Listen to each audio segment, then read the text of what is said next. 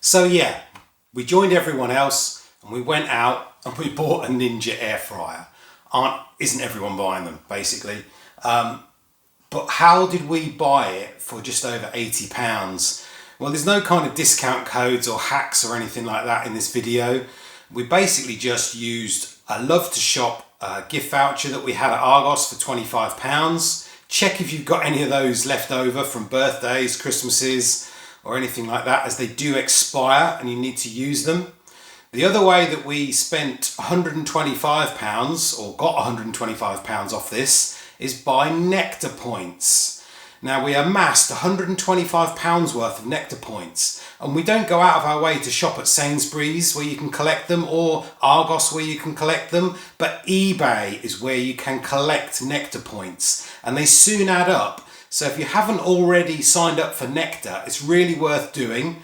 And every time you shop at eBay, just go on there and link your Nectar card to your eBay account, and you can earn points when you shop at eBay. You can even spend them at eBay as well. You can earn points at Argos and spend them at Argos. And of course you can earn points when you shop at Sainsbury's as well. So that is how we turned a £230 Ninja Foodi 9.5 litre air fryer from, £230 to 80 odd pounds. No secret. Just check your Nectar balance. It's worth using. So what can you do with this bad boy? Well, quite a lot of things, but don't be scared with it like I was at the beginning, because in the end it's really just about temperature and time, just like any other cooking appliance, like your oven or your microwave. You can't really go wrong.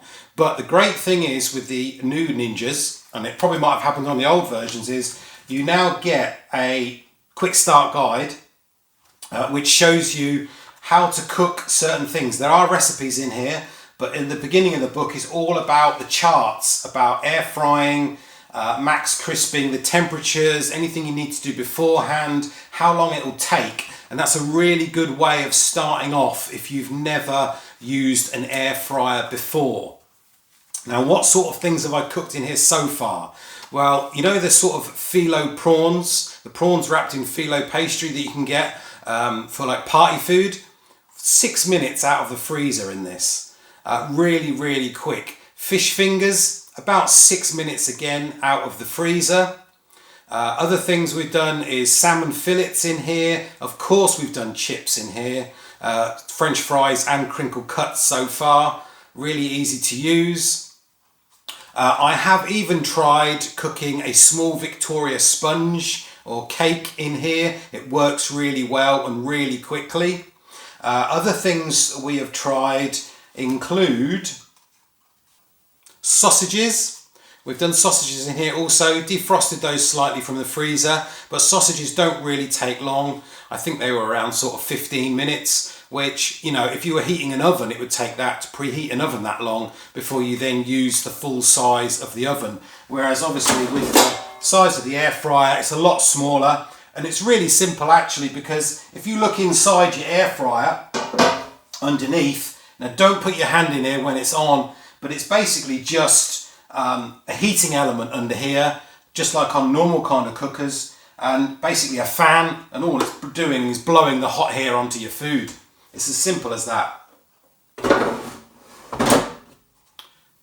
One of the other things we've also tried doing is dehydrating some apples and bananas in here as well. Now that does take a long while. It's at 60 degrees where you run this, but the apples take about 7-8 hours in here, and the bananas take 8 or 10 hours. Now here's what they kind of look like when they were finished. Not too bad, and my son enjoys eating them, but they do take a long while to kind of cook. And sometimes I think it's just easier to probably do them in the airing cupboard, where if you've got the boiler on and you've got sort of a tank in your airing cupboard, the temperature is about that anyway in there. So you could just dehydrate some sort of fruit in there anyway.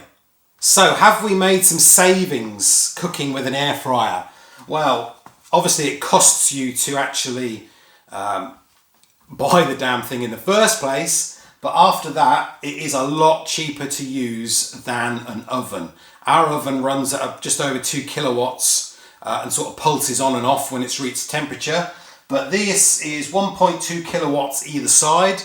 A lot of the time you may only use one side. So 1.2 kilowatts an hour works out to be 20 watts per minute. And if you're cooking something like fish fingers in 6 minutes, 120 watts, so cheap to use. Right, thanks for watching. Hope you enjoyed the video. If you did, give us a like and don't forget to subscribe to the channel. See you soon.